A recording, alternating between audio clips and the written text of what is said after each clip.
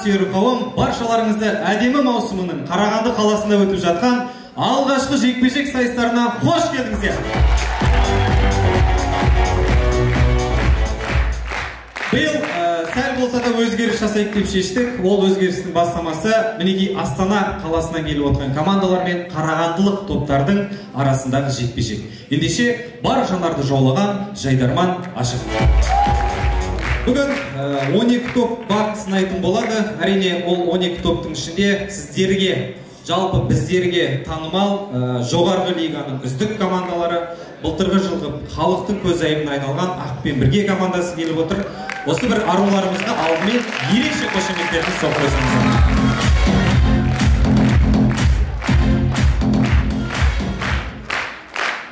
Дәл осы 12 топқа өздерінің қазылығын жүргізетін қазылар алқасымен таныс болыңыздар.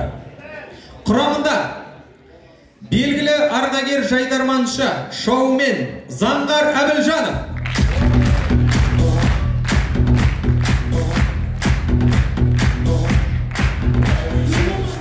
шоумен ардагер Жайдарманшы, халықтың бәрі таниды десек те болады, Никулин Айман,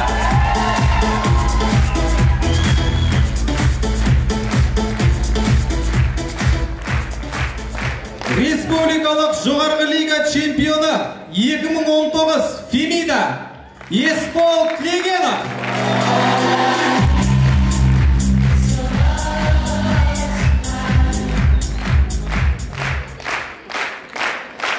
Жәл осы жекпе-жектің болуына ерекше бастау алғанда ең алғашқы болып істей, осыны асырай, осы алдағы уақытта өзінің нәтижесін берсін деп бастаған болатын. Астана Жайдарман филиалының директоры Фурхат Курбанов,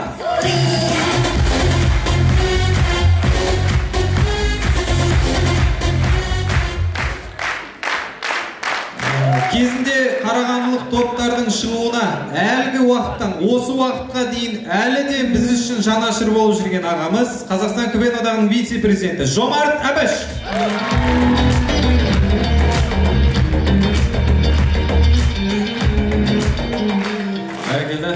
Дәл осы құрамда бүгін 12 топқа қазылық жүргізетін болады. Құрметті қазақ алқасы, алғашқы жекпе-жек болғаннан кейін бірден ұпай сандарыңызды беруге көшесіздер. Оны да ескеріп алдын ала айтып қойып жатырмын.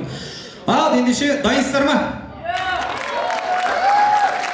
Қарсы алыңыздар, ең алғашқы болып бастайтын Астана қаласынан келген қонақтарымыз тиктокерлар Жайдарманшы командасы.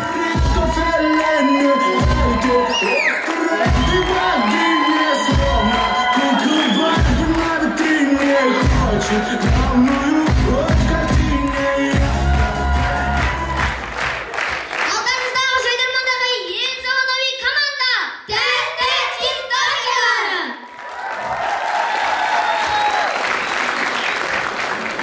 Жігіттер, қыздарды үйлерде тығып ұстаңдар, себебі мен келдім.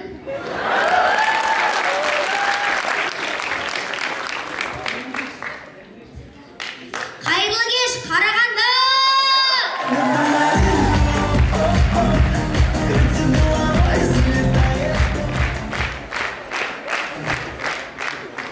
Назия сахнаға шығып алып, қазақ балаларына тікток береген ұят емес пе? Ой, қойыңдар шият бермей, қосылықта отырған аға апаларымызға қарағанда нормально ғой. Қайсы нормально деп жатқан? Индийский чай, российский чай,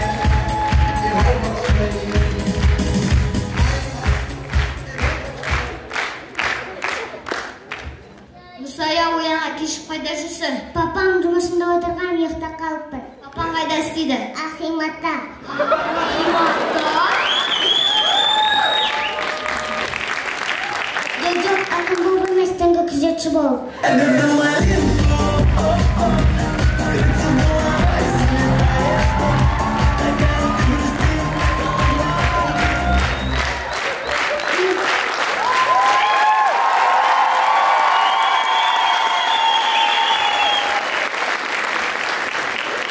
Өзің бүгінгі жекпе-жекке дайындаған бір нәрселерің бар ма?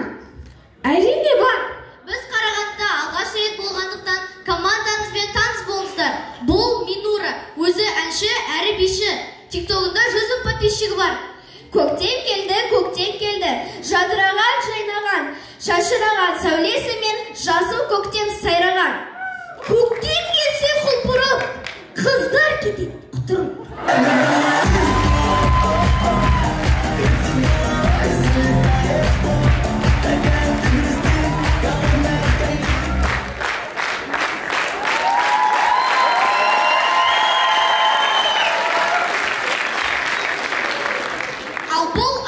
Депутаттың баласы жақында Дубайға барып келді.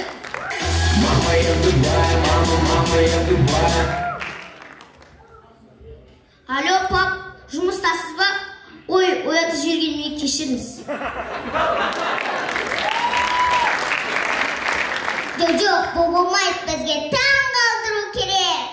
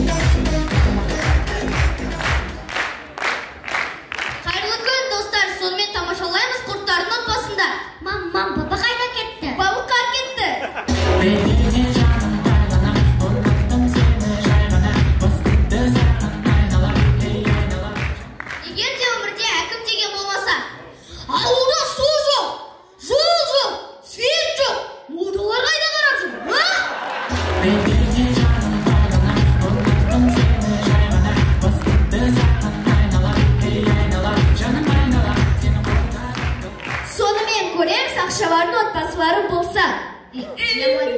Жама, қазір әкімгері салып. Әкім, жеп қойшын ана.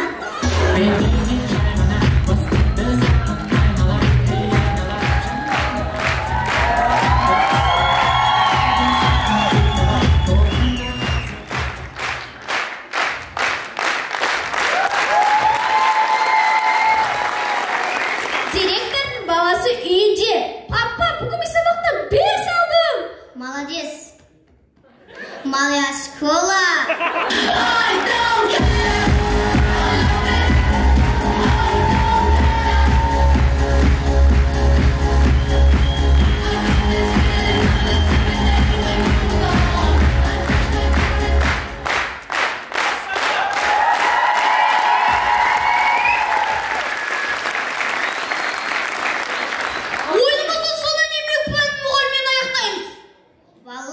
Сендер көпсіңдер, мұнда тінде қалды. Сіздердің алдарыңызда өнер көрсеткен Астана қаласы Міржақып Дулатұлы атындағы номер 68 мектеп гимназиясының тәтті тиктокерлары. Қош сау болыңыздар.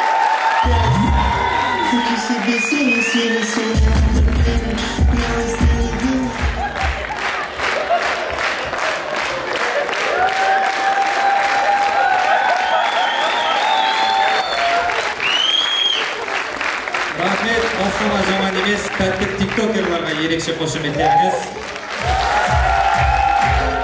Дәл осы тәтті тиктокерлардың қарсыласы бүгін дәл осы сахнада Қарағанды облысының намысын қорғайтын Жасұлан Жайдарман тобы.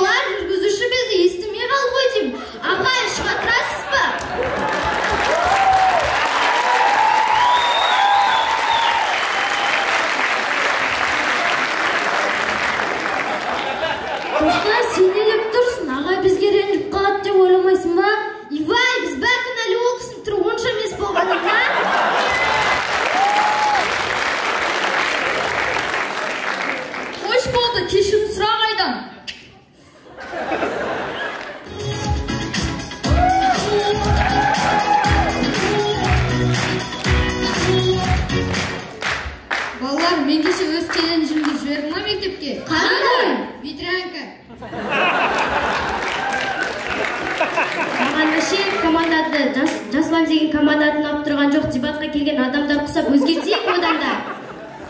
Команданы алып өзгерте салатын Астана ма саған?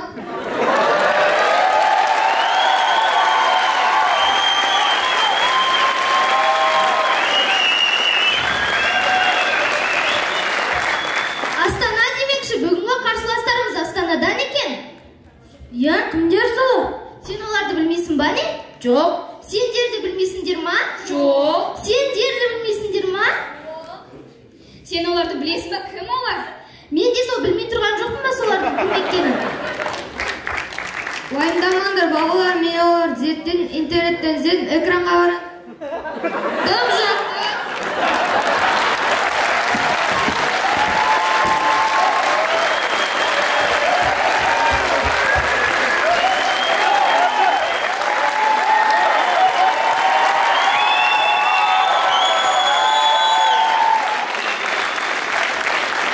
Енді дұрыс қой, олар туралы дым таппадым.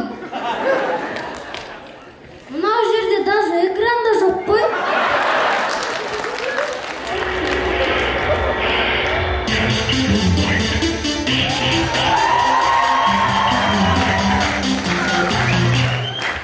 Неге болғансың үстіңе?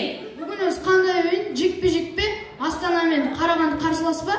Я, Астананың артына Фурхат ағай келіпті. Өзі Фурхатта Астанада стройкадан бастаушы еді, бұл кісі Жайдарманнан бастапты ғой.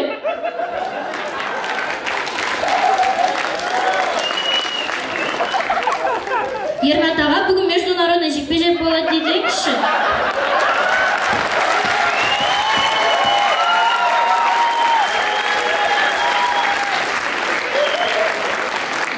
Неге?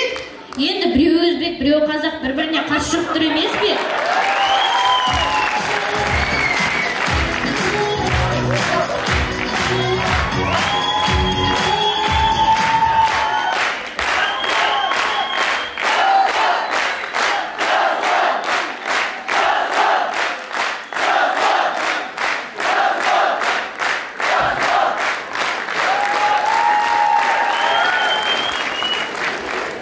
Тоқташ сен үстінде киімін қазақша крестікі, істеп тұрған қимылдарын бөкістікі.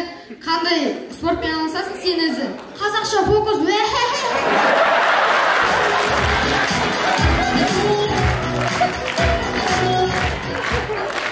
Ендеше бүгінгі әзілдер фокусын көрсетуге келген жасұлан командасы кетті! Тұрмысқа шықпаған апайлар кейбір кезде кімді жақсы көретін білдіртіп қояды. Так, балалар, мені директордың кабинетіне шақырып жатыр. Сендерге қазір Серік ағайларын береді. Ой, апай, Серік ағай емес, Мақсат ағай берсінші. Жоқ, Серік ағай береді дедім ба, Серік ағайларын береді.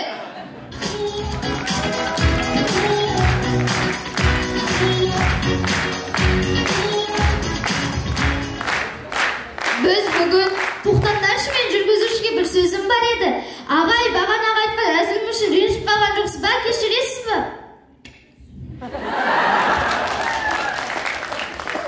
Біздің арманымызды білесіздер ма? Тұрсынбек ағамыз сияқты Ресейге барып КВН көрсету. Мы же по-русски шарим.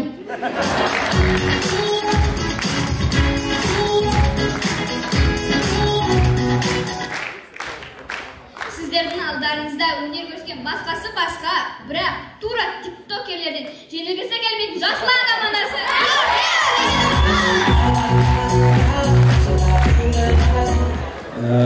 Жас балалар ғой, сақтарсын басын, әлі де талай сахнада өнер көрсетеді деген ойдамын. Сондықтан да осындай бүлдіршіндеріміздің тәтті қылықтарымен біздер тәтті қошеметіміз соғып жүре берейік. Әрмен қарай кеттік. Екінші жұпты бастайтын Қарағанды білім нөмір 1-ші білім инновациялық лицейі, бұрынғы қазақ-түрік лицейі Кардеш Жайдарман.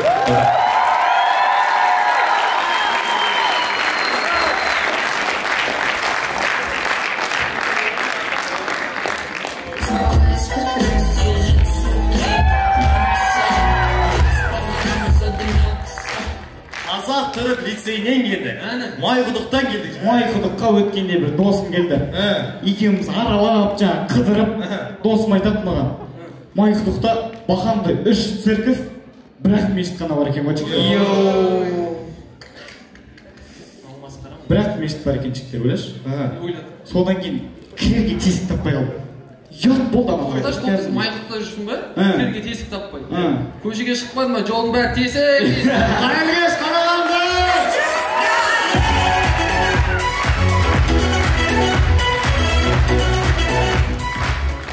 Жігіттер, білесіңдер, жақында Қазақстан мен Дания арасында матч болған болды. Дания басында 2-0 есебімен ұтып келе жатқан, артынан қазақтар камбэк жасап 3-2 счетымен жеңіске жетті. Қазақтар бүйтіп тұрады, до свидания дейді.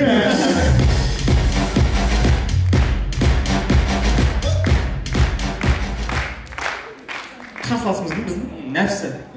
Аю. Аю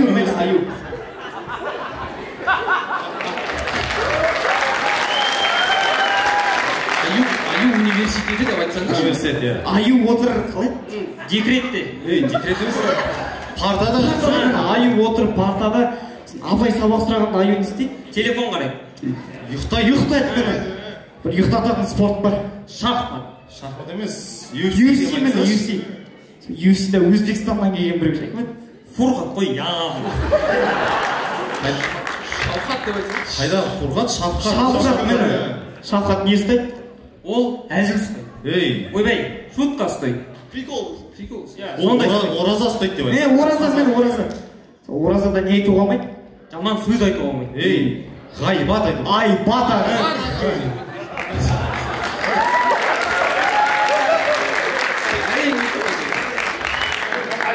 Мен өскенде осы Айбат ағамыз сияқты болғым келеді, жігіттер. Ол кісі бүгін жюри ғой? Ол жюри емес, ол чиви.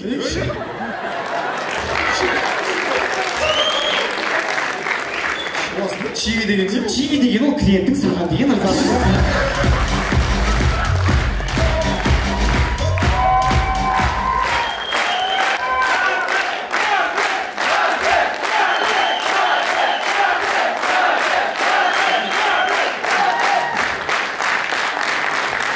Жайдарманға тиктокты араластырмайын дейсің да, жюридің өзі тикток болып отыр ғой.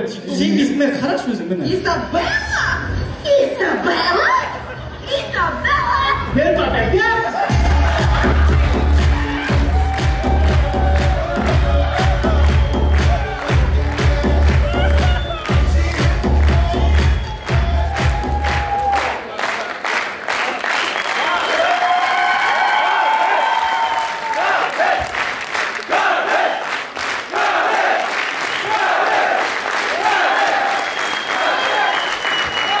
Құрметті достар, бәрімізге де белгілі Титаник фильміндегі Розаның қыттығы қатты болса.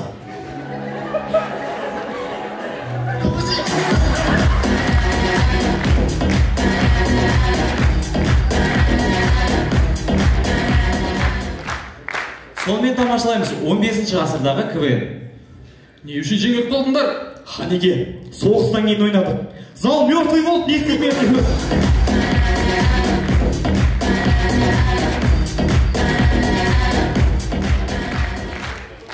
Титаник фильмдағы Джек охранник болса.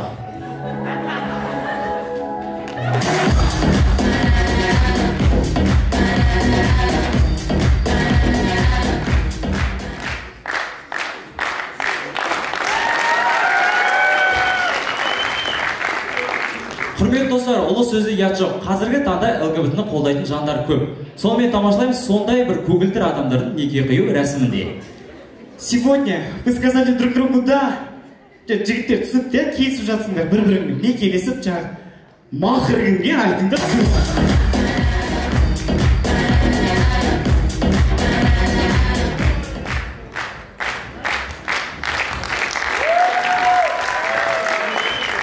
Сонымен тамашалаймыз. Күй естісе арқасы қозып кететін оқушы сабақта.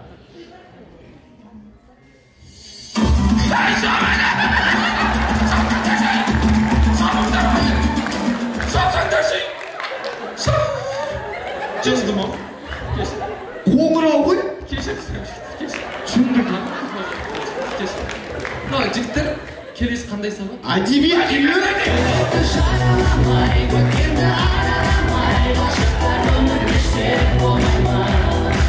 Бір-бірін сүйген жүрек, шашыйдың егі билет, сезімді бар.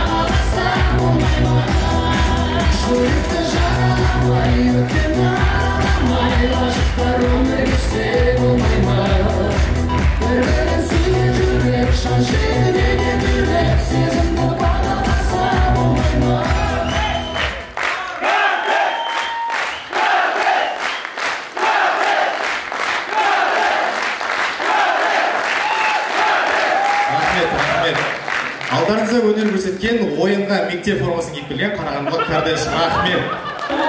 Жастар ойнап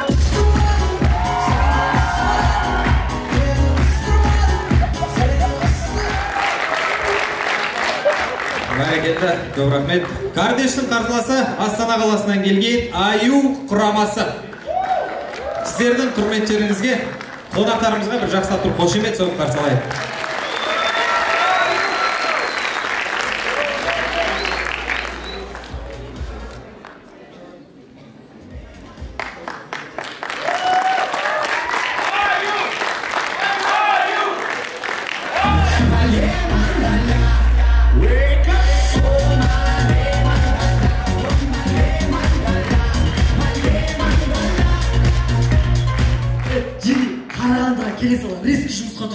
Кәм 118 маршрут бар ғой, соған водитель жұмысқа тұрып аласың ғой. Қалай екен жұмыс жасаған? Ой, раха деген ғой, остановкалар тоқтамай өтіп кете береді екенсің ғой. Мен нағашыларым бар ғой жігіттер білесің ба? Кәм сендердікінен бөлек. Кәм киелі батыр әулиелердің ұрпағы. Кәм Қабанбай, Бөгенбай, Наурызбайлардың ұрпағы. Дұрыс. Мықты. Вот батя жақ баражынан кетті. Келге алқаш. Шет-шетінен қарызы бар. Қатынымен ажыратпай үші алимент төлемейді оларға. Жігіттер, қыздар Қарағандан келіп бізге бұндай әңгіме айтқан жараспас. Білесіңдер ме? Қарағанды құрылған кезде Астана болмаған. Даже Қарағанды құрылған кезде Нұрсұлтан болмаған. Болмады сонда? Ештеңе болмаған ғой. Қарағанды деген үлкен бір материк болған. Артында Антарктида болған, оң артында динозаврлар өмір сүрген ғой. Сол кезде өмір сүрген халықтың бәрі Қарағандыда туған ғой. Даже адам мен Еваның өзі негіз басында Қарағандыға түсейін деген ғой. Анау киім шығаратын адамдардың өзі басында Тайырдан деген ғой негізі. Анау химик Менделеев бар ғой. Менделеевтің өзі осы Каргуйде химфакта оқыған ғой.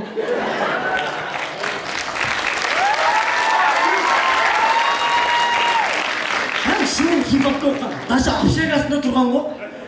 Сосын ғой арақ төлеп табып жүрген.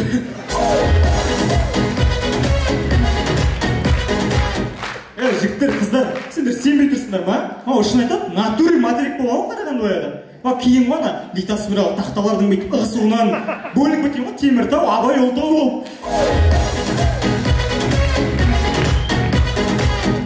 Жігіттер қатты ерсірек кеткен жоқпыз ба? Өзіміздің алаңымызда ойнап тұрған болса. Неше бізде Қарағанды шахтеріне өзіміздің Астана аренаны беріп атыз ойнауға.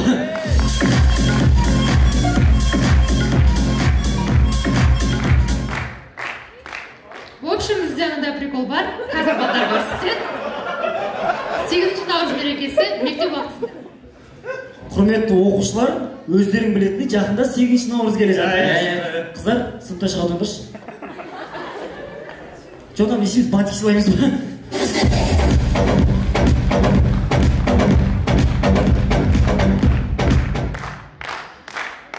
Әні мен сөзді жазған Әлімжан Серік, Қазмирас, орындайтындар Құмар Бернар, Тәжбенбет Бауыржан ұлдарыңыз, балалығы қалмаған коллектор әзілін қабыл алыңыздар. Әлімжан Серік, сіздің кредитіңіз 23 күні просрочка өтіп бара тұрады. 7 күн төлемесеңіз желкеңізге жеті отыр. 40 күн төлемесеңіз арқаңызда 40 пышақ қадалсын. Вообще төлемесеңіз аспана қылышты басыңыз кесіп түсін ал.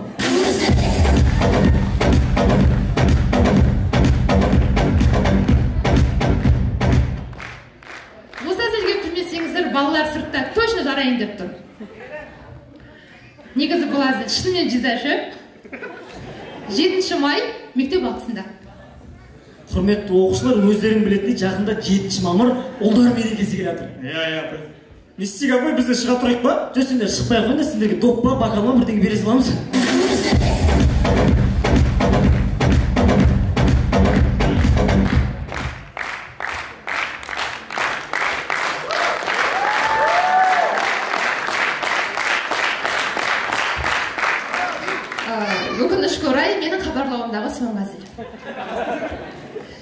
бітіру кешінде міндетті түрде осындай ата-аналар болады.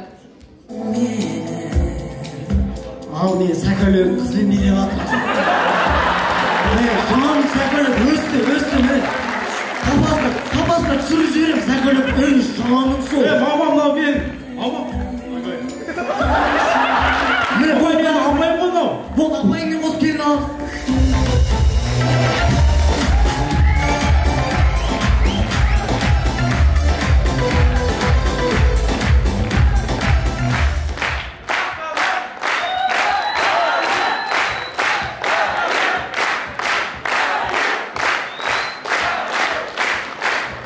Рахмет. Жігіттер, қыздар, мына біздің қарсыластарымыз Кардеш деген команда бар ғой. Өткен ойындан қарағам, олар ана түрік лицейінен келескен ғой. Солар түрікше сөйлеп, қазылар алқасымен алдап, қызықтырып, ұтып кететін сияқты солар бар ғой. По идее, қазылар алқасына да ондай әмен керек емес па негізі?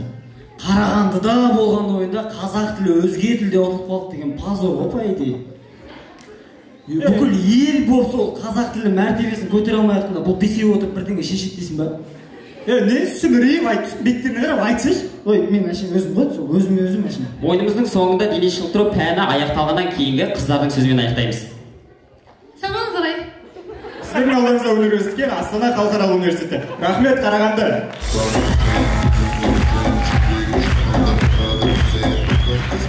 Әрмен қарай кеттік.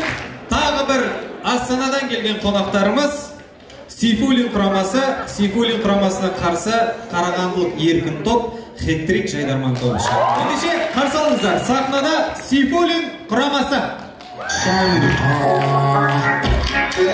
Риск, жасайды рискі. Риск,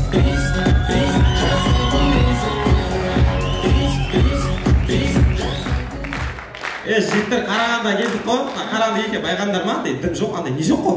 Не жоқ? Андай не жоқ? Дым жоқ қой? Ассалаумағалейкум, Қарағанда! Тамаша, бүгін менің көңіл күйім тамаша. Бір бойыңа сен. Жігіттер Қарағандаға келіп тұрып қой. Киелі жер қой бұл деген. Біле білсеңдер мықты адамдар шыққан жақтан. Геннадий Головкин шыққан. Дариға Назарбаева шыққан ғой жақтан. А че не, шетелде тұратындар бәрі осы жақтан шыққан ба не?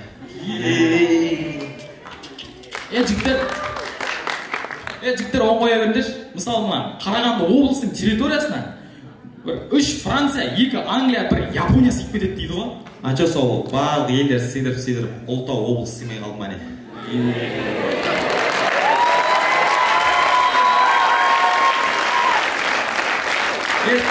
Жігіттер, бірақ бір мосы бар екен. Мына әлемде бір 4416 қала бар да, соның ең лас қалалардың қатарында мына Қарағанды 23-ші орында тұр екен ғой. Көрдіңдер ме жігіттер? 4000 қаланы басып оздық қой. Ақша бөлінсіне 10-дыққа кіреміз.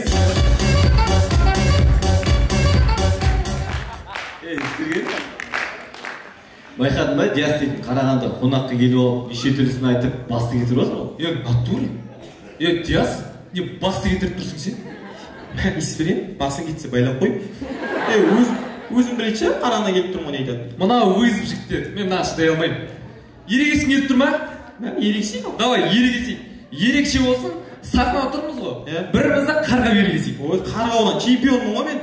Басла онда. Сен біреуден қазға 2000 теңге аласың ғой. Сол Каспийге түскен кездері 1990 теңге гадовый обслуживание ұстап қойсын. Ұзақ жолға шығасың ғой.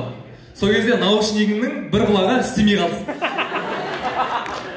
Сен дейтін вечерде жүресің ғой. Бір қызбен енді мутить етесің ғой. Сол қыз үйіне ерте қайтып кетесің.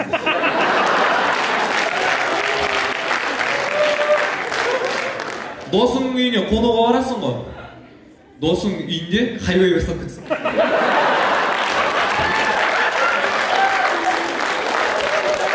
Потолокқа үйді отырып қане. Сен өмірінде бір рет үйленесің ғой. Сол тойыңды бар ғой, Алехандро жүргізсің. Қалай шыдап тұрсың, Алехандро жүргізсің? Сен қойсайшы бұл. Хет-трикке покер жасауға кеттік.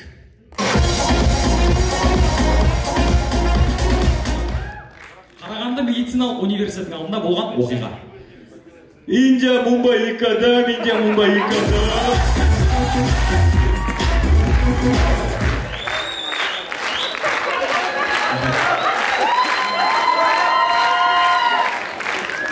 Сонымен көреміз. Қара кесек терминалда. Улыбнитесь.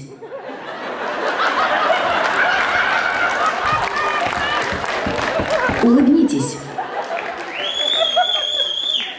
Улыбнитесь. Тасташы, зайын ба бірдеңе алам мен бар.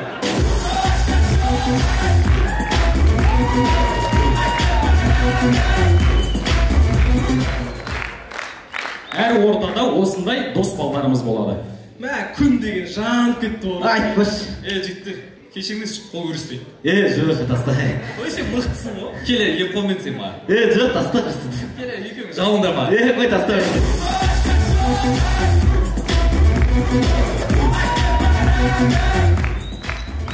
Аэропорттан Шавкат Рахмоновты күтіп алу үстінде. Ална, Шавкат, жеңіс құтты болсын. Біздің Қазақстанның атынан 18 миллион ғана кітап. Не ол? Не может быть, ішінде ақша бар да? Жоқ.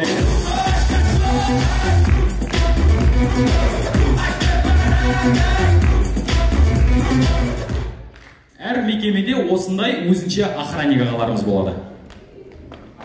Аға, кіріп көте қойшы, бәрі таниды, бүткіл халық кіріп көте қойшы. Жоқ, түсінтім, Никулин болса өзіңе Никулинсің. Бірақ списокта жоқсың ғой, списокта.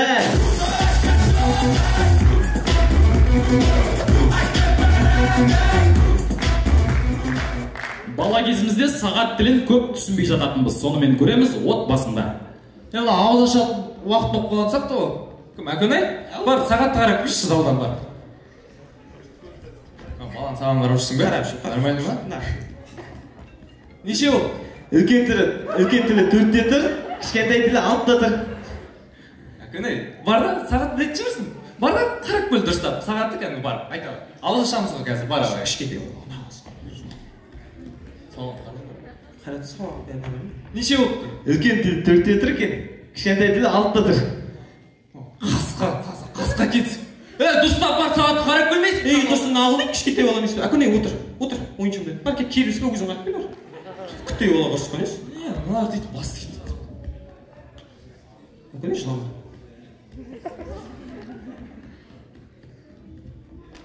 Не ол те? Кішкентай тілі 6-та тұр ғой.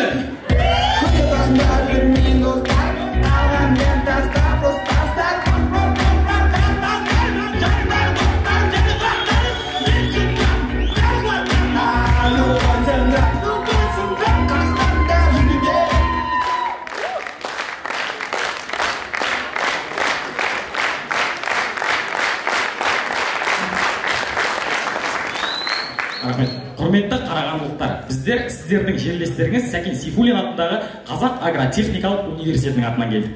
Жерлестеріңіздің құрметіне үлкен бір университеттің атын бердік. Енді бүгін бізді құр жібермейтін шығарсыздар. Рахмет, Сейфуллин Астана.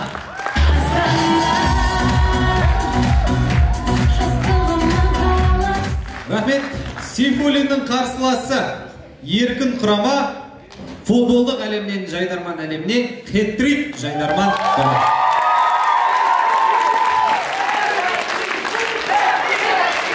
EA Sports to the game. Үміт көреміз екен, бәріміз екі қолымыз көтерейікші. Ұялмаймыз екен, көтереміз. Қадалар қыз көтереміз. Қорқатар екен, көтереміз. Кәмен бук дегенде шапалға қарамыз, жақсы ма?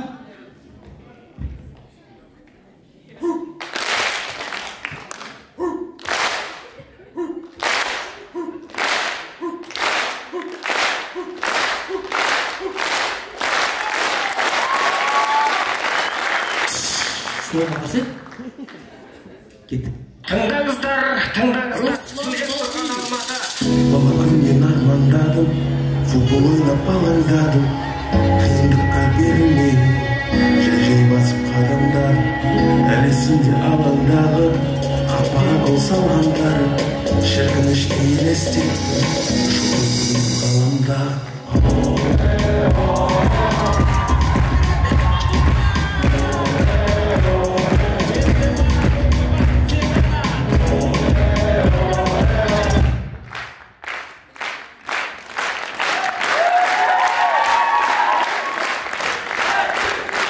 Құрметті достар, бүгін Эл Классико. ақ пен біргемен ерекше. Кетші. Сөз. Ақ пен бірге келген ма не? Ақ пен бірге. Неменеге уақыт ұзды, кеттік, ойын күректі. 2-0 жеңдік. Нұрсат. Құлмасаш. 5-0 деп айтса 5 жүріп отыр ғой. Нұрсат. Құма бүгін маңызды ойын. Қарсыласымыз Сейфуллин. Қуасыма да көрермендердің бәрі бізді көруге келіп тұрсың ба? Ақ пен біргені көруге келіп тұр, білесің бе бұлар? Тем более қазір көктем. Қыздар, Еще бүгін ойында билеттің бағасы 5 теңге ғой. Кетші. Сонда ақ пен бірген қандай 5 сағат теңге өтті.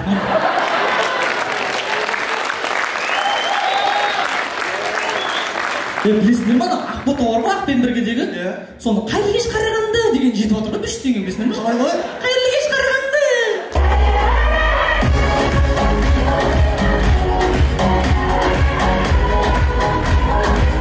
Жігіттер, білесіңдер ма, Бразилияда ең бірінші орында тұрған спорт ол волейбол ғой. Футбол ше? Футбол оларда дін. Сонда біреудің дінімен ойнап жүріп пе не жігіттер?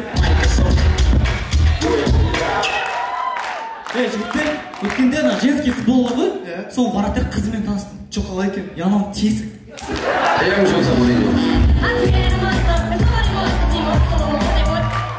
Жігіттер, бүгінгі жекпе-жек ойыннан кейін Есен аға Фурқатқа звондап, мен осында жеткілікқа бердім деп айту керек. Неге? Біз оған дауыс бердік қой, соны қайтарсын.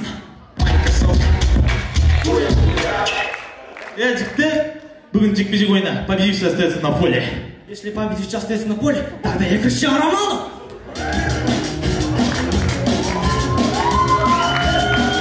Тогда я Неймар. Тогда я Бауыржан Исламхан. Қайдағы Бауыржан Исламхан, басқа ат таппадың ба? Жарайды. Сен Неймар, сен Бауыржан Исламхан, сен кімсің? Жалғастырамыз. Я тот самый.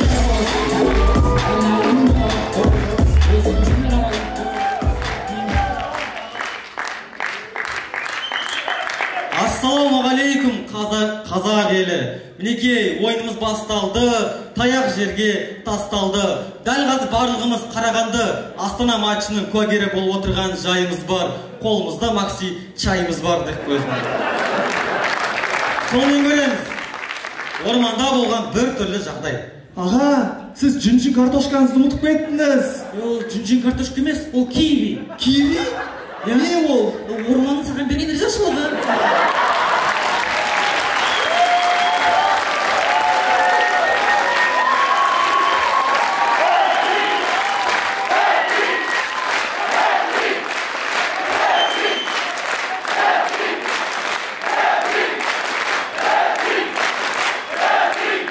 Білесің ба? Осылай ақылды болсаң, осындай ризашылық бере береді.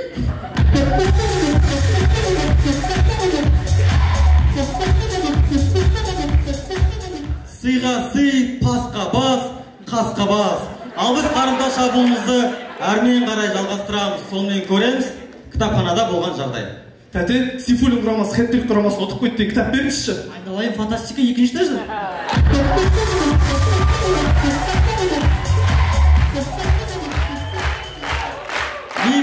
Мимма, мамма мия. Ойыннан от шығады, сен тықпасан, саған тығады. Сонымен көреміз. Біздің командада Криштиану Роналду ауруханада. Роналду, укол салатын уақыт келді.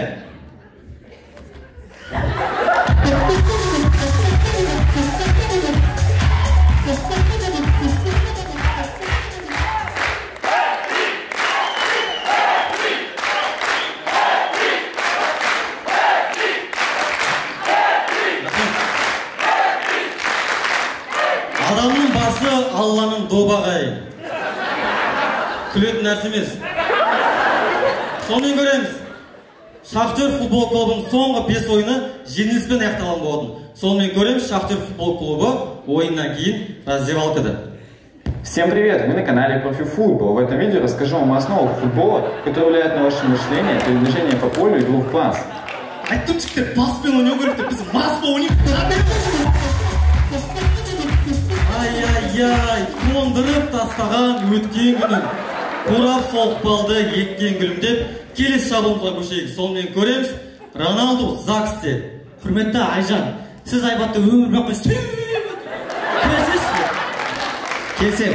Құрметті Айжан, сіз Айбатты өмір бақи келесіз бе? Келсем. Онда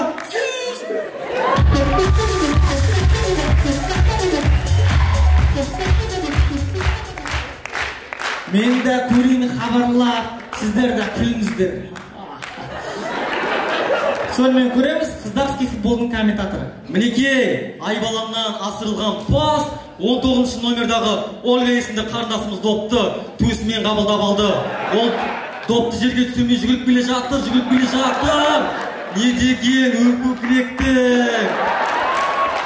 Мінекей, алдап, арбап, қақпаға қарай жақындады. Анкара Ольга. Қақпаға доппен бірге кіріп кетті. Гол! Есеп 1-3-0. Жеңіс құтты болсын аға.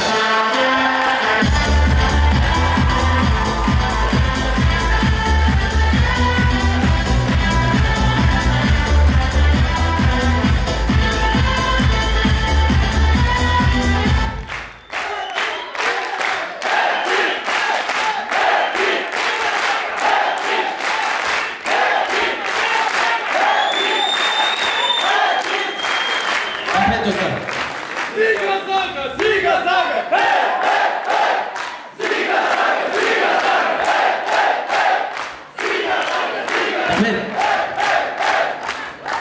Құрметті достар, біз өз қарсыласымыз Сейфуллин құрамасынан Назымыз бар. Назым шықшы.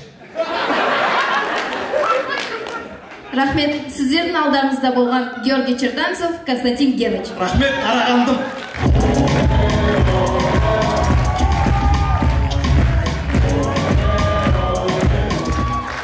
Әрмен қарай жалғастырайық.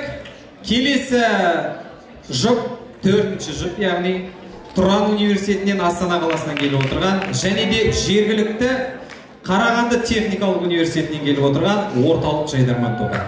Бастайтын орталық жайдарман тобы.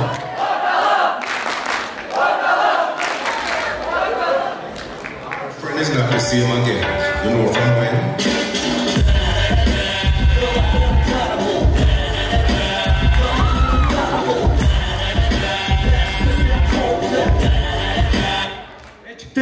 Бүгін біздің қарсылас Тұран Сумания қарсыласымыз. Онда қарсылас болса ауызға шыға дейін қарсылас базар жоқ. Одан кейін керек болды анау жігіттер. Сахнада орталық.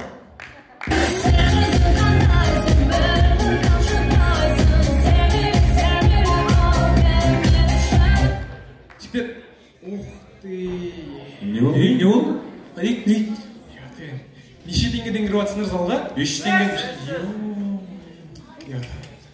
Құрметті ұйымдастырушылар, не деген позор, Астанадан қонақтар келіп жатыр.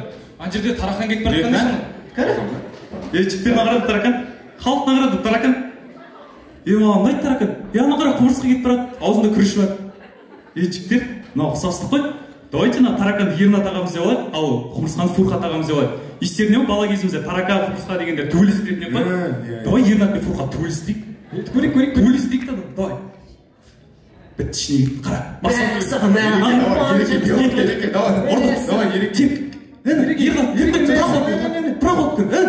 Ей, шегіртке неше сол жерін? Анау есен ағамы екеуінде кашақ жаш, немен еріп жүр нау екен бар ма?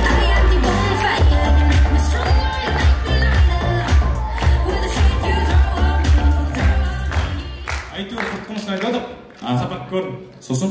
Анау Арыстанның вольерінің жанына өтіп бара жатсам, Арыстан мынау Айбат шегет. Айбат шеге? Айбат шеге ма не? Айбат шегет екен. Айбат аға неге шегесіз ораз емес па вообще? Егеше Айбат шекті жүрген орталық. Қоятын, нормально сөз жатыр. Жігіттер, байқадыңдар ма? Жюриге Әбіштің немересі Жомарт келіп отыр екен ба? Ана Севастоп жоқ болып тұрсыз еді. Құрметті Жомарт аға, сізге негізі андай сапалы, андай күшті текстовый әзілдер ұнайды, бір мәні бар, мағынасы бар. Ортасында бір ерекше фронтик бар балалардың айтып отырсыз. Фронтик бар балалар дейді. Бізде жалпы бір-екі әзіл бар сонда негізі сізге. Сен немен шешініп жатсың? Жігіттер бүгін маңызды ой екен ғой, мен басым жумадым, душқа түсіп келші мен осы. Бізше? Сендер ойын бастай беріңдер. Ойынымызды Перу мемлекетіндегі жайдармандағы сөзден бастаймыз. Перу үшін келді!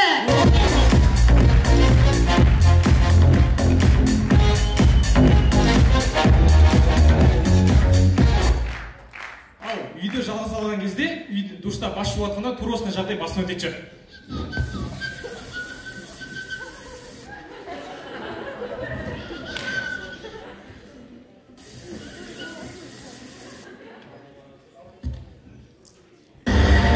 Это дикие просторы, фауна которых удивительна.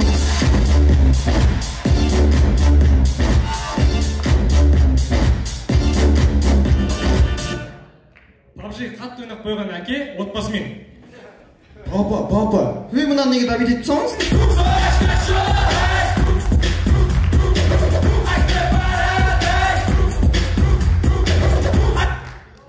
Жағдай жоқ, бандиттер. Жат, тонау, тонау. Брат, не саған тиісу керек еді бірінші.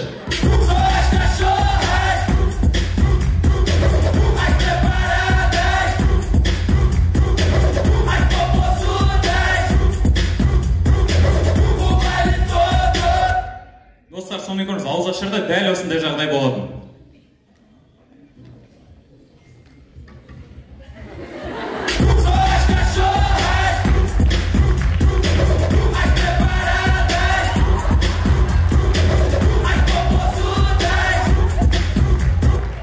Сонымен көреміз, Қарағанды көшелерінің бірінде. Үлтіңгеш.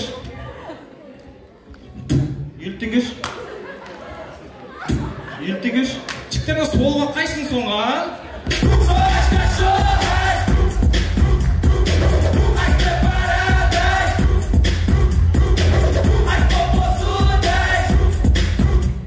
Достар, сонымен көріңіз, мектепте дәл осындай жағдай болады.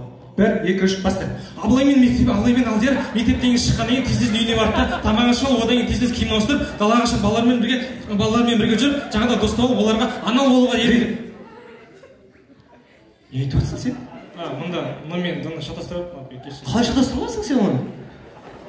Ойлашы, болашақта сен депутат боласың. Қаншама халықтың алдында тұрып ант бересің. Сол кезде тұрасың ба, анал адал деп? Ұят емес пе?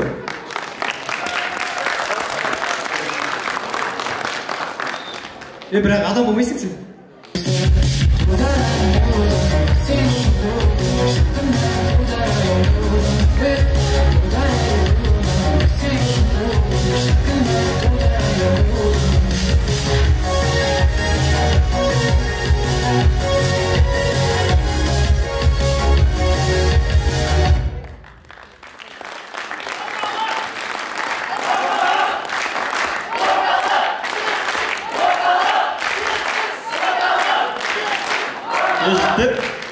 Мына бағанда бері Фурхат деп атсыңдар ғой, сол кім вообще?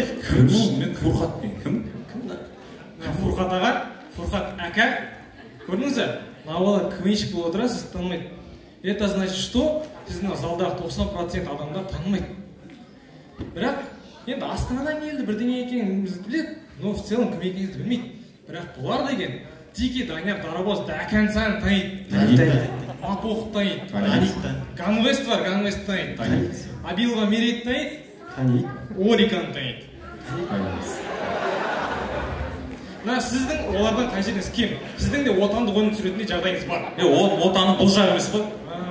Сахнада Әбілқас Сағынов атындағы Қарағанды техникалық университеті орталық. Рахмет.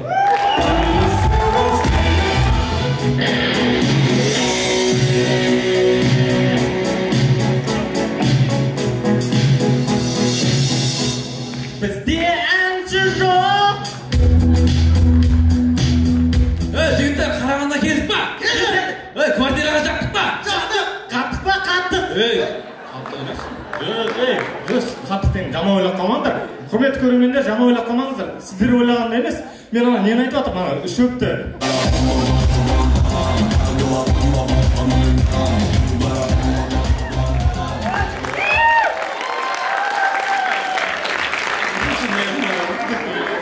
Не айтып жатсыңдар сендер, қаттық па, бүттік па? Астанадан келіп тұрған екен. Сендердің алдарында қаш 500 теңгеге сатып алып, билет алып келіп отыр. Қаздар алқасын қара. Сондай салмақты адамдар отыр. Міне Фурхат 80 килограмм мысалға. Салмағын айтып жүрсің. Машаллаңыз.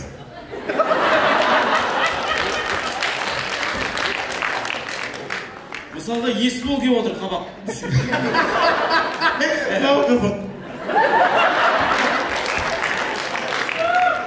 Досым, әзілдеп жатыр ма? Қатты айтып жүрген жоқ ма? Естілді ғой?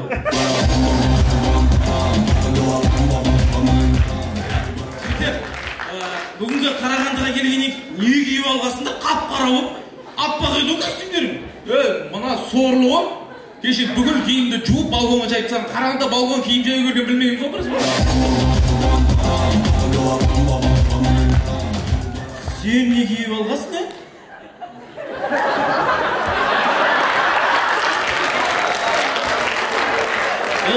Шалбар нес? Бұл жерге худиді киеді ғой? Мен жоқ қой худи. Бағана асқа мойнына мініп шығамын деген ғой. Так, мінгіздім. Так, аяғын орадым. Походу жолда құлап қалдым. Жігіттер, жиналайық. Қарағандыға келгеннен кейін, мына Қарағандыдан шыққан екеуі бізге керек пе?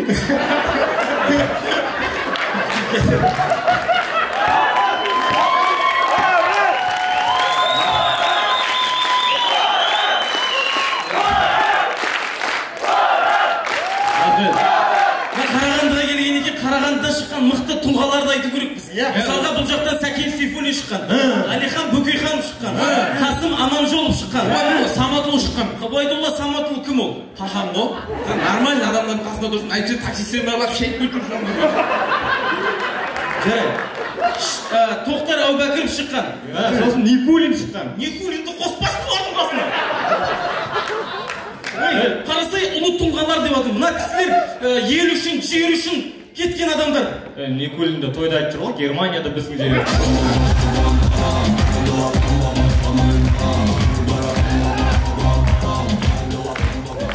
Бүгін бізге... Енді керек болсындар. Бүгін бізге Қарағандыны жеңу үшін Қарағандыдан бір адам керек болады. Бар ғой бір адам бізде? Міне уже бір плюс. Мынау, жирный плюс. Братан, мен негізі Қарағандыда туғанмен ше. Мен Шымкентте өскем, Түркістанда оқығам, Алматыда жұмыс істеймін, Астанада жүрім. Негізі паспортта Ақтөбеңкімін, бірақ түбіміз Шымкент қой. Базар жоқ, жан-жақ жігіт екенсің, е? Қолыңды аяқты көріп. Жиналар, жігіттер, білесіңдер ма, бүгінгі біздің қарсыласымыз кім? Күлкі терапиясына қарсы ойнаймыз. Күлкі терапиясыз? Орталық деген командаға қарсы ойнаймыз? Орталық, центр. Кешегі ма центр?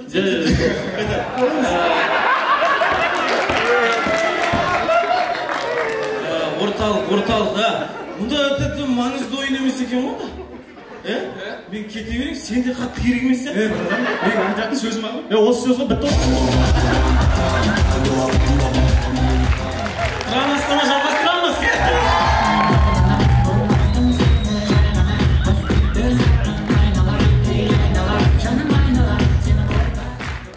Құрметті көрермендер, Сортировкадағы кинотеатр.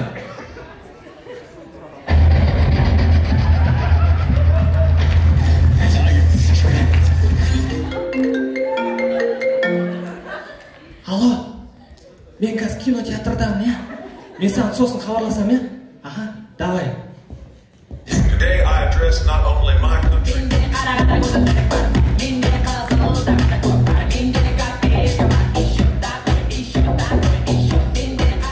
Ақ найзаның ұшымен, ақ білектің күшімен деген ұғым мүлдем болмаса.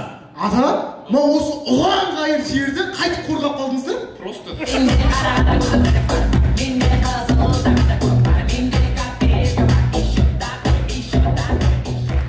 Сонымен циркта. Ата, смертельный номер дейді, бірақ неге ешкім өлген жоқ? Ата!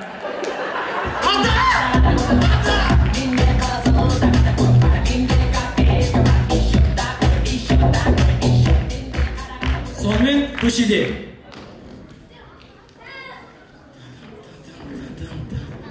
Сымбат, қалайсың Сымбат? Неге көптен бері мен саған смс-тер жазып жүрмін, неге жауап бермейсің Сымбат? Мен сенің инстаграмдағы дайректіңе жаздым ба? Просмотрыны деп тұрды. Сен оқымадың Сымбат. Жауап бермедің. Тағы да жаздың, просмотрыны болып тұр, сен жауап бермедің. Есіңде ме Сымбат? Мен сенің саусақтарыңды қытырлатушы едім ғой. Башпайларыңды да. Арқаңды қытырлатушы едім ғой. Қазір қытырламайды. Маған дейін біреу қытырлатып кетті ма? Қойшысың, әлі бала секілсің. Бала емеспін деймін, нан ұрсын Құдай.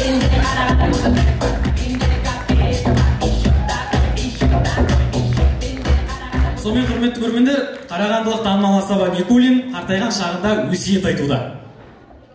Әй, кемпір, мен балаларға өсиет айтайын.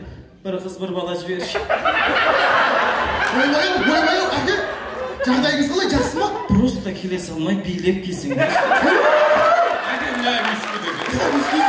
Қартайған ғой. Сендерге қалдырар өсиетім бар. Тек халал той жүргізіңдер. Пока арақ қойылған жүргізе бересіңдер. Сосын лицоларың айналған екен жүргізесіңдер. Бірден халалға орны ұшып кетпеңдер. Жақсы? Ақырындап сондайға түсесің. Бізге не мұра қалдырады? Сендерге тапсырар мұрамды тығып қойдым. Күн тауат соңғы сағат.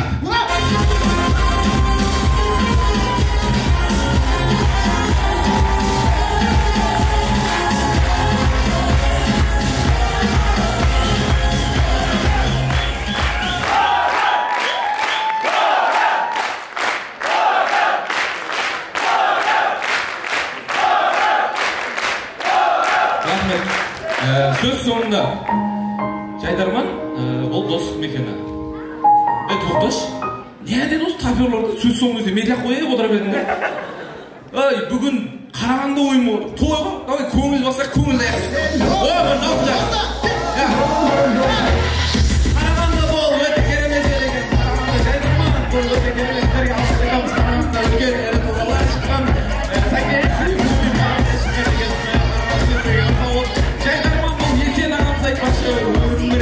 Өнер емес өмір.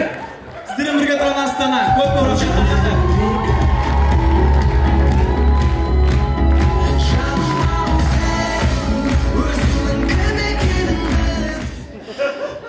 Сонымен 5-ші жұп. Бұл командада тәжірибелі. Кішкене неге болашақ VIP-ді Ақпен бірге қоймадым дегенде сұрақтар туындады. Бірақ бұл экспериментті қазір көреміз қалай болады. Ендеше болашақ VIP-қа Астана қаласынан элита Жайдарман тобы. Бастайтын болашақ VIP.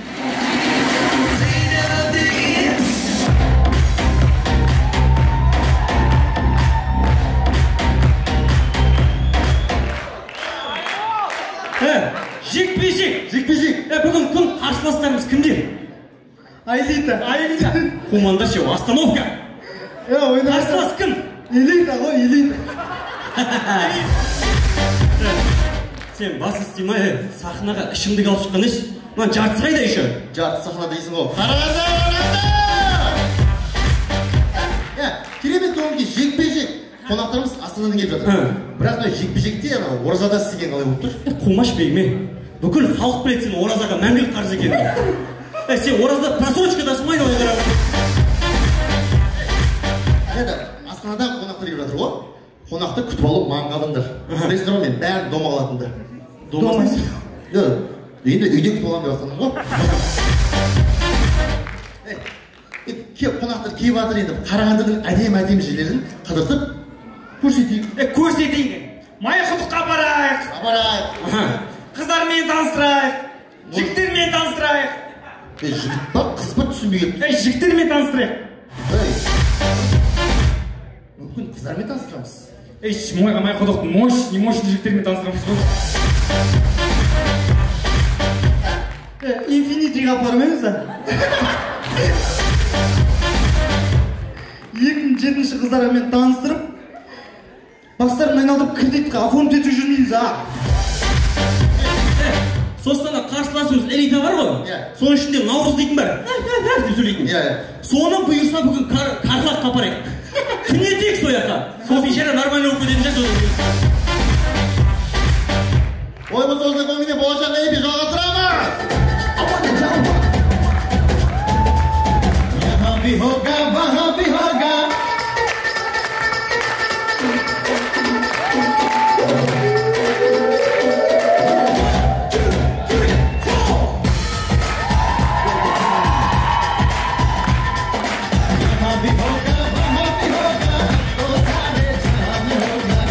मेरा ही जलवा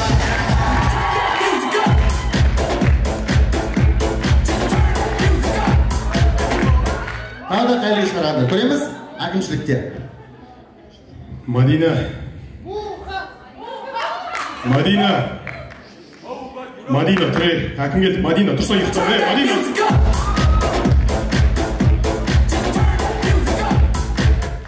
Тамашалаймыз барлық заңды жатқа білетін маньяк. Қарындас, 18 бар ма? Жоқ.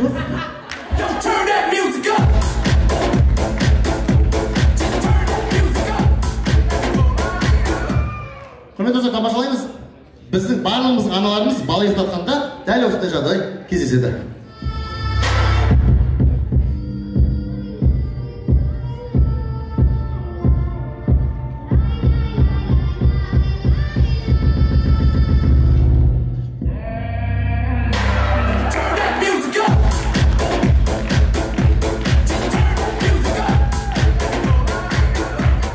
Құрметті достар, кей кезде біздің мамаларымыз балаларын қалай зомби қылғанын білмей қалады. Сонымен отбасында.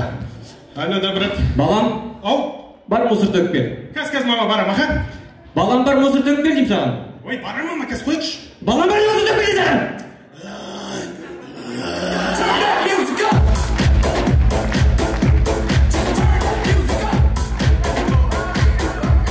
Құрметті достар, барлығымыз кішкентай кезде даладан итті либо мысықты үйге алып келген сән қылған болатынбыз. Сонымен отбасында. Мама? Маған сен қандай ғана мысықта болдың? Күшті. Қалдырайықшы үйге? Жоқ, қалдырмаймыз. Мама? Қалдырайықшы мысықты. Қарсы қандай тәп-тәтті көп кішкентай аппақ. Жоқ, қалдырмаймыз. Бұны не ерекшесі бар, несіне қызықтың бұл мысықтың? Қарасы пианинода күшті ойнап отыр ғой.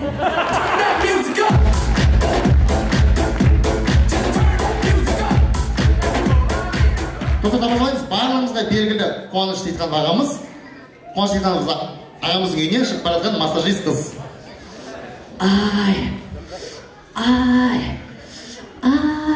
Үй, аяғына не болды? Аяғына кіндігіне аяғын кіріп кетті ананың.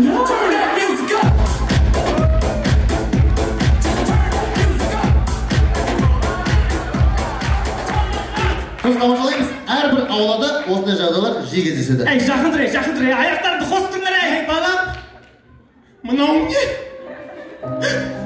Мына екеуіңді оғайтып қойып істеп отырсың, балам. Әй, біз саған әкең екеуміз осындай тәрбие бердік па, балам, ау? Мынаны сорлы әкең көрсе білесің ба, не істейтінін, а? Қатын сен неше руың бар, ойнап отыр ғой, нормально бас емес.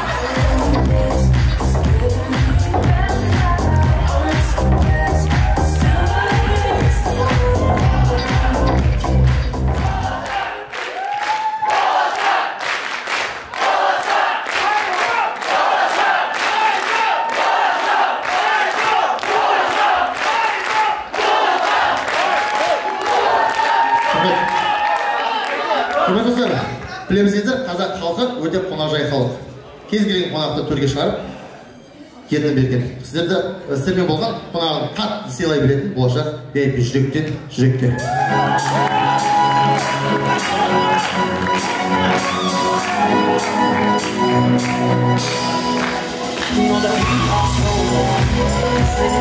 Ең рас, любой қонақ дома қалдырады. Ал болашақ VIP-дің қарсыласы астаналық элита Жайдарман Торы.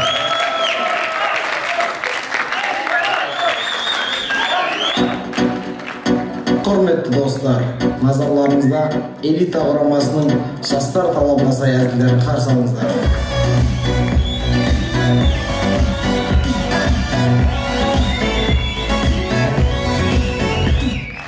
Hayırlı geç Қарағанды! Құрметті достар, бірден командамен таныстырып кетейін. Ерғали өте бай жігіт, ақшасы көп, түрлі бизнестер бар. Оған Жайдарман қызық емес. Ол Дубайда демалып жатыр. Ал бұл Саят бір түрлі. Жігіттер, мен атымды әке деп өзгертіп алдым ғой. Айттым ғой бір түрлі деп. Бас тимейтін адам осындай қадамдарға барады жазылды. Әкеммен қалайға сөйлесесің енді? Ал бұл Қуаныш. Мен актрисамын. Қойш, Қуаныш осы сенің жігітің бар ма? Жоқ, мен жігітім жоқ, мен бірде бір жігітпен жүріп көрмегем. Базар жоқ, актриса екен, ә?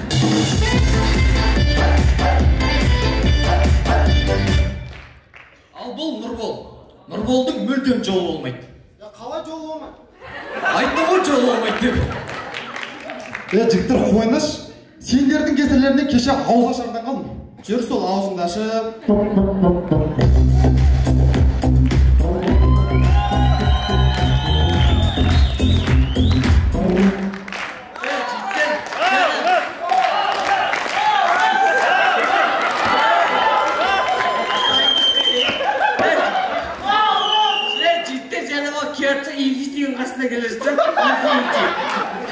бір жерге кірдім, анда қыздар тұрып, боқтап, айғайлап, қолдары кейін бәрін лақтырдым ғой, түсінбедім. Сол жай қыздар ғой деді, женский банясы жапты деп кетіп қойған.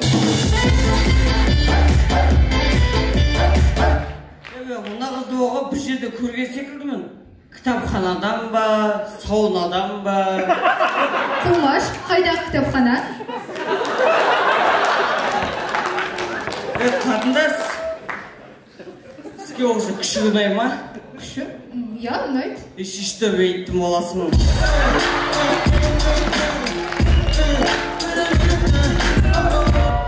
Қатындас, осы бас екеу болмай, мал екеу болмайды дейді ғой.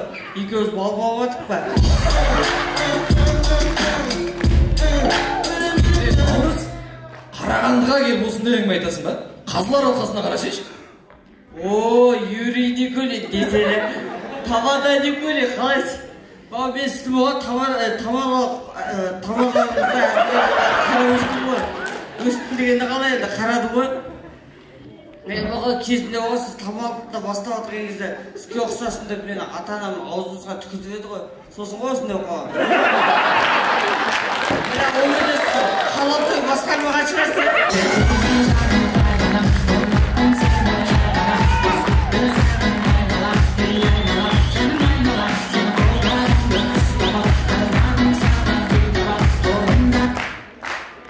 Біреуді қытықтап жатып, өзі күле беретін балалар болады. Жүрсей бірақ ішке кірейік. Қытығың жаман,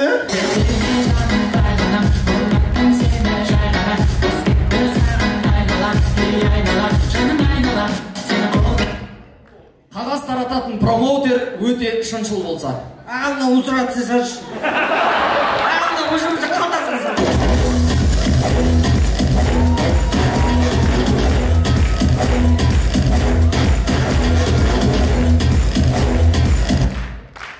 Ақша сататын дүкенде. Саламатсыз ба? Саламатсыз ба? 2-3 теңге бар ма? 2-3 теңге бар. Қаншадан екен? 300 тұрады.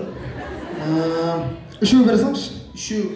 Мәңіз, сдача 100 теңге болмай тұр ма? Орнына 400 теңге.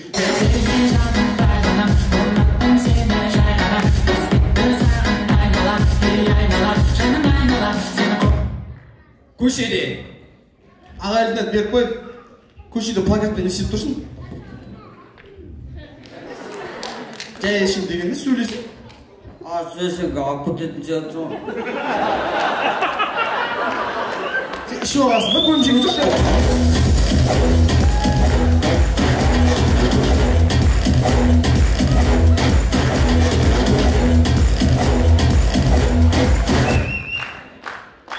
Соңғы кездері жас әншілердің концертінде кедергі жасайтын жігіттер трендке айналды. Сонымен көреміз, сол жігіттер до конца барса.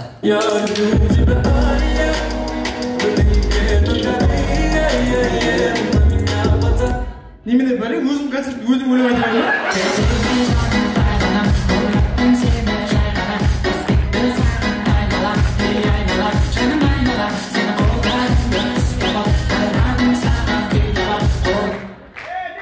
Дәрігердің қабылдауында.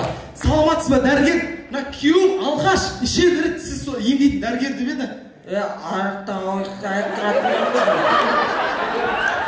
Арақтан точно аяқтырасың. Өзіңізге аяқтыратын көру керек сияқты ғой? Аяқтырам. Мұна дәрілерді алып барып ішесіз. Жазуыңыз түсінбедім, аға ауызша айтып берсеңізші. Ацетилік кислота екен дейді. Активерлі өршу дейді. Не түсірсіз? Дәл жазуыңыз сияқты сөйледі екенсіз, ja?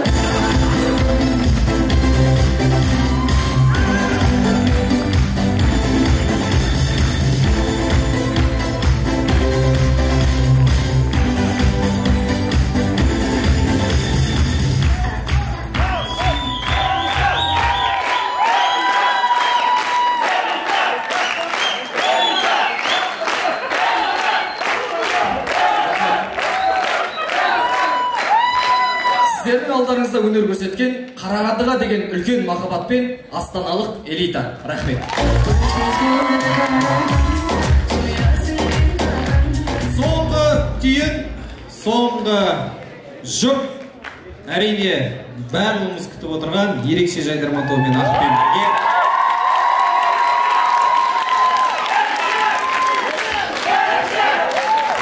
Общий счет 3-2. Астана алды. Бар үмітіміз ерекшеде. Бірақ оларға қиын болады. Ал ендеше қол соғып қошемет жасап, сахнаға еркін құрама ерекше жайдарман тобын қосылады. Ойынымыздың басын Ақпен біргенің жек көретін әнмен бастаймыз.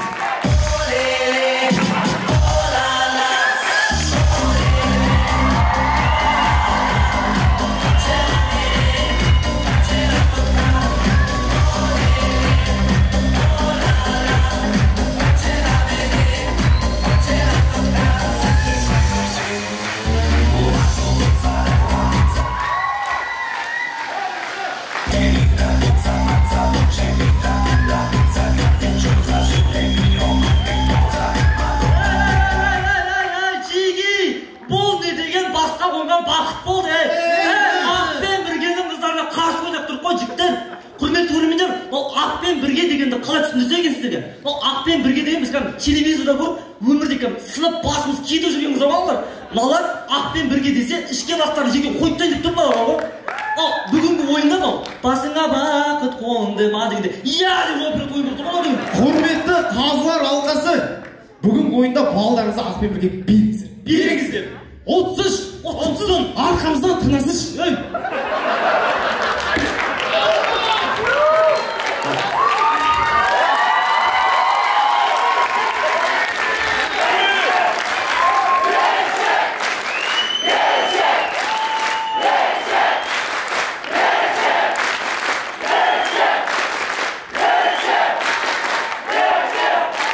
Аузымызға қызыл шарикті қысып қойып, наручнигіді төсекке кеп тастайды.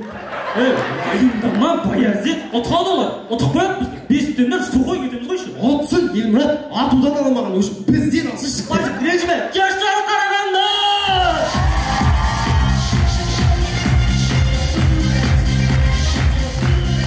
Жеги! Сен, сөз тұр. Жігіттер, мен сөз салайын ба деп тұрған бұл жерде. Дұрыс, саласың. Кімге саласың деп сұрамайсың ба? Салам, айтам, кімге саласың? Мен Ақпен бірге деген Райханға салайын деген. Райхан шыққан жер барасындағы.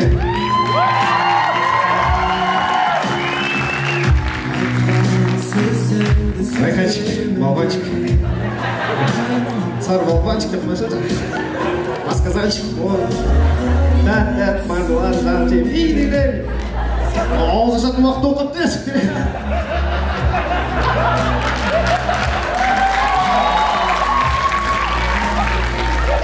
Маусым асырға бардың еді, 7 күн бойы атылым бармай жүршен, жүрек дейбі. Бағын қойын ау. Осы да, басыңа бақыт қонды ма деген. Иә, деп осы ғой? Осы, иә. Қысқасы, Райхан, мен қызым боласың ба? Жоқ. Yes. Жолмат десе. Жоқ кетті. Міне, көрдіңіздер ма? Ақпен біргенің жоқ дегенде қуанып жүрген балар ғой. Сұртаны сілегейімді.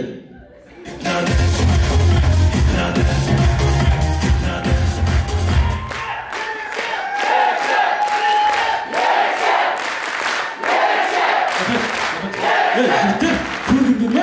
Бізге бола Ақпен бірге полный состав берген ма? Аналардың үшеу ғана келсе жетеді ғой? Жетеді. Болмаса ана үшеудің өзі көп негізі. Екеуі келсе де ұтып қояды. Елмұрат тапирақ келе салса болады деп бізге. Бірақ біз олардың тапиығын ұтып қоямыз. Күйгеніме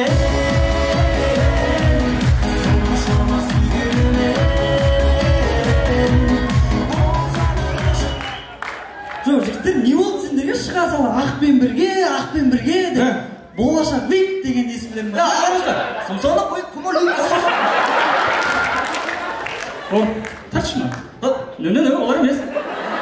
Ва, интағи.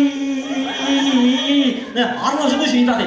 Самолет сені мені падай райхани. Жігіттер, біле білсеңдер, мынандай қазақта бір керемет сөз бар. 10 пәленің 9-ы ақпен біргеден. Балық басынан шейді, ақпен бірге бүгін шейді. Жылы сөйлесең, ақпен бірге іннен шығады. Жел тұрмаса, ақпен бірген шаш қимылдамайды. Мұнда бір балды. Бүйтеді ғой, айдаған бесешкі ысқырығың жер жарар ақпен бірге.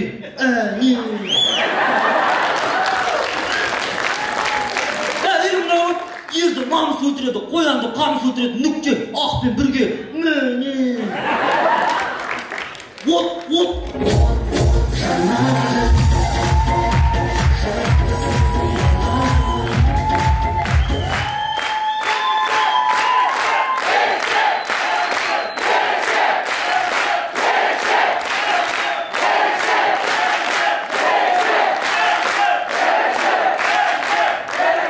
Ендеше ақпен біргемен бірге болғысы келіп жүрген ерекше жалғастырамыз.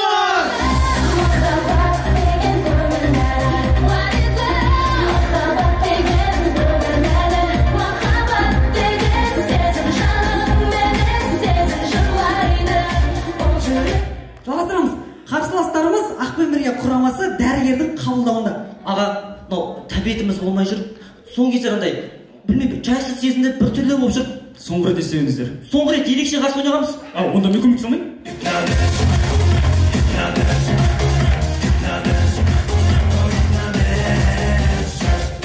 Жалғастырамыз. Масон фотограф. Бәріміз мас дегіт ташты.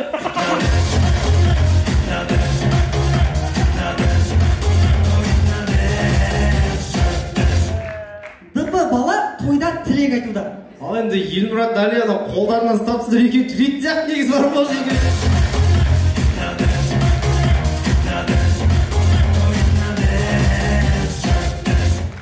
Сонымен ерекше құрамасы дәрігердің қабылдауында. Ағанау соңғы кездері асқазанымыз ауырып бір түрі болып жүр. Не жіберіңдер? Ақпен біргені.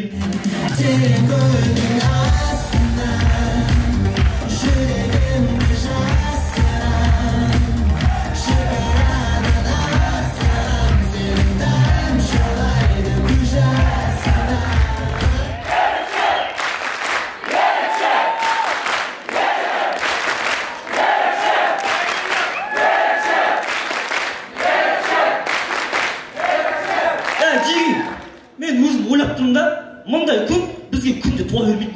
Ақпен бірге қарағанда күнде кеп атқан жоқ. Сондықтан мен ойлап тұрмын, қазір ақпен бірген ойынын бәріміз бірге отырып көрейік. Мына қоқан 5 рет босатып жүресің, біз қазір ойлап біткеннен кейін ақпен бірген ойын көріп жатсақ деп ойлап тұр. Сахнада өнер көрсеткен Қарағанды облысы ерекше құрамасы.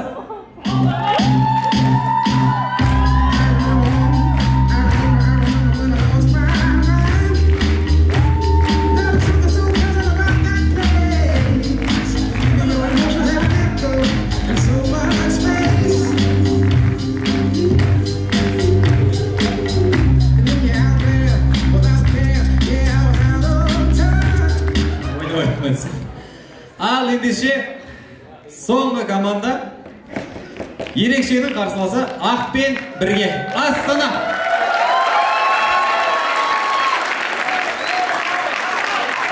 Қыздар, келіңдер шахтерларға жайдарман ойнайық. Жайдарман ғана емес, жайдарман ғана.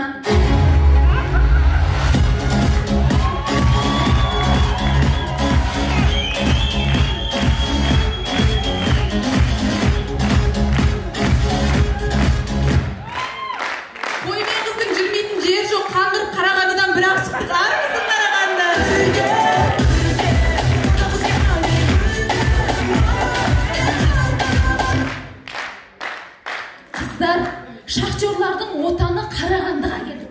Қандай әдемі қала, қандай әдемі зал, қандай қонақжай көрермен, қандай лицосы жоқ жюри.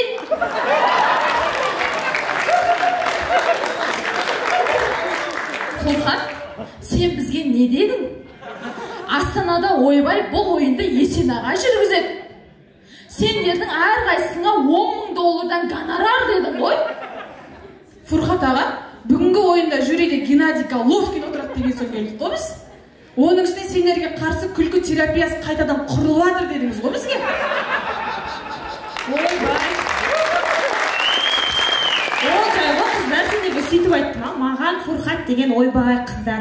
Қарағандыда сендерге арнап қызыл зал соғылып жатыр жаңадан. Ойбай, сендердің гримеркаларында бір шахтер жігіт кофелерін тасып жүреді деп ғой маған. Фурхат аға, аспандағы айды, жердегі көмірді әперем дегеніңіз қайда? Балайында Таиландқа барамыз дегеніңіз қайда? Әйеліммен скоро ажырасам, балалар үшін жүрмін дегеніңіз қайда?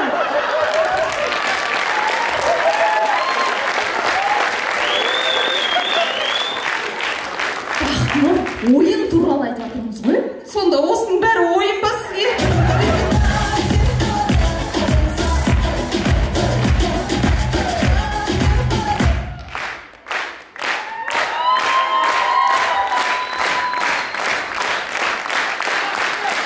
Бүгінгі қарсыласымызды білесіңдер ма сендер? Жоқ. Ерекше? Ерекше. Ойбай, мен неге бүгін жюрида жоқпын қыздар? Ерекше ойнайтын болса.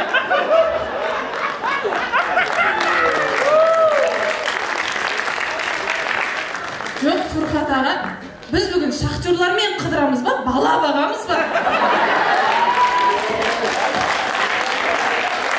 Қыздар, аналар бар ғой сахна сыртында іштері өтіп мазалары қашып жүр, тістері шығып жатқан сияқты.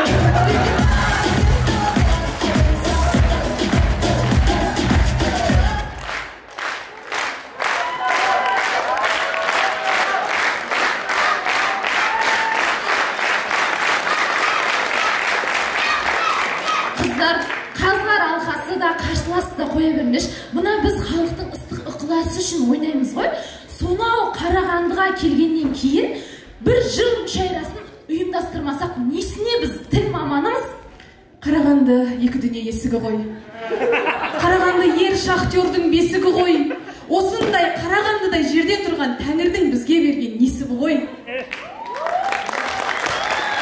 Шахтан мынау қынасың, осында көп жыл тұрасың, әппақ болып кіресің, қап-қара болып шығасың. Ғалымда шахтерда бас етін, Қарағанды бар сенің қасиетің. Көмір берген, көмір берген, көмір берген, көз алдымнан кетпейді көмір бейнең. Қарағанды жігіттері батыл екен, Қарағанды жігіттері батыр екен. Қарағанды жігіттері шымыр болса, Қарағанды жігіттері жұмыр екен. Қарағанды жігіттері жомарт дейді, Қарағанды жігіттері болат дейді. Қарағанды жігіттері өжет болса, Қарағанды жігіттері берік дейді. Қарағанды жігіттері жезтаңдай, Қарағанды жігіттері кең маңдай. Қарағанды тоқташ, жігіт деп басым қалды. Ол сені шахталарға апарады, абыройыңды ақтарады. Райхан, тоқта. Қыздар, не айтып кеттіңдер? Біз тіл мамандар емеспіз, мына сөздерін ұят. Осы тіл мамандарына ұят деген не әңгіме? Жоқ, филологтардың бәрін андай әдепті, тәрбиелі қыздар деп ойлайсыздар ма? Бізде шегеміз. Бізде ішеміз. Бізде тартамыз. Олай емес қой, ұят қой, не айтып тұрсың? Бірден үст жаман түсінесіңдер бар ғой.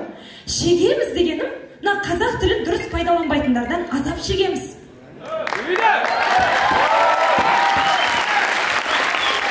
Ішеміз дегенім, қазақ тілін мүлде білмейтіндердің қанын ішеміз. Тартамыз дегенім енді. Не болды Райхан? Тартамыз дегенді жабуға тіліңнің құдіреті жетпей жатыр ма?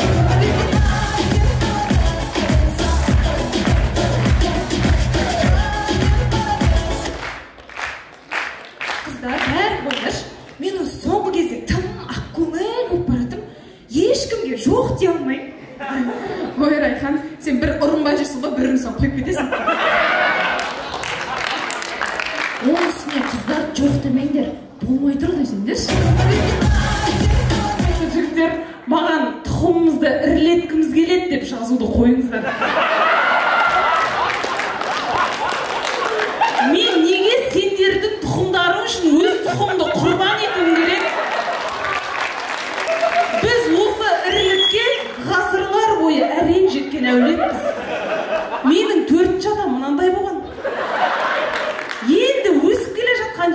тышқандай қызды алып бәрін басынан бастадық. Ондай не қойдың жігіттер маған жазбаңдаршы.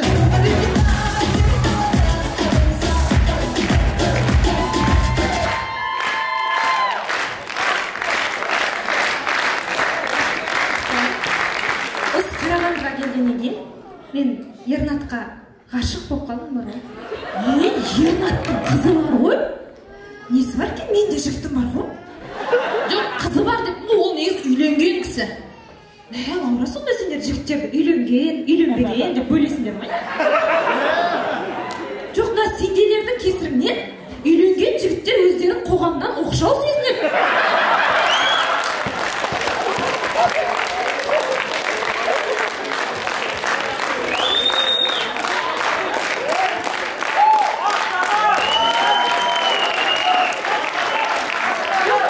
Инстаграмда жазып, номерін сұрап, кездесек деп атса, жауап берсеңдерші. Сол үшін оның көңілге түседі, үйіне барады, әйелімен ұрсады, ажырасады сосын. Жоқ, онда нөміріңді берсең де ажырасайын деп тұр ғой. Екі оттың ортасында қалады екен ғой.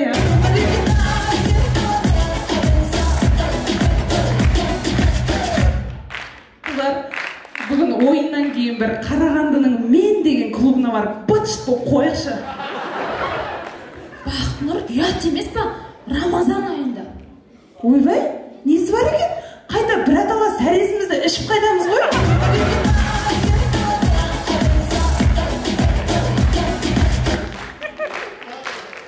Қыздар, бәрін қойыңдаршы, қараңдаршы, бүкіл Қазақстанды жылумен қамтып отырған көмір өндіретін бай өңірдің жолдары нашар.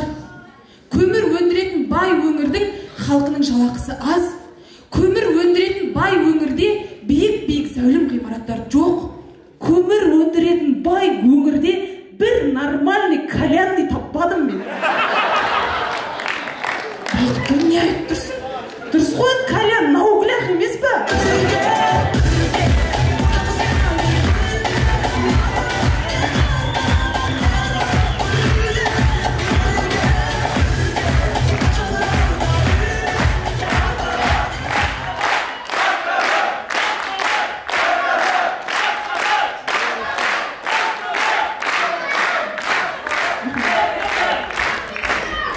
Құрметті достар, ойын соңында біз Қазақстанның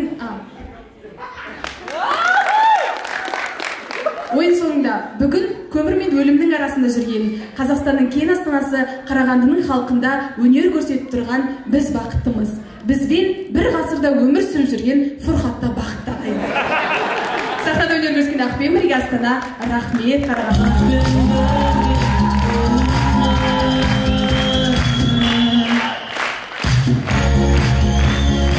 Жақсы күнде жолыққанша сау, сәлематта болыңыздар.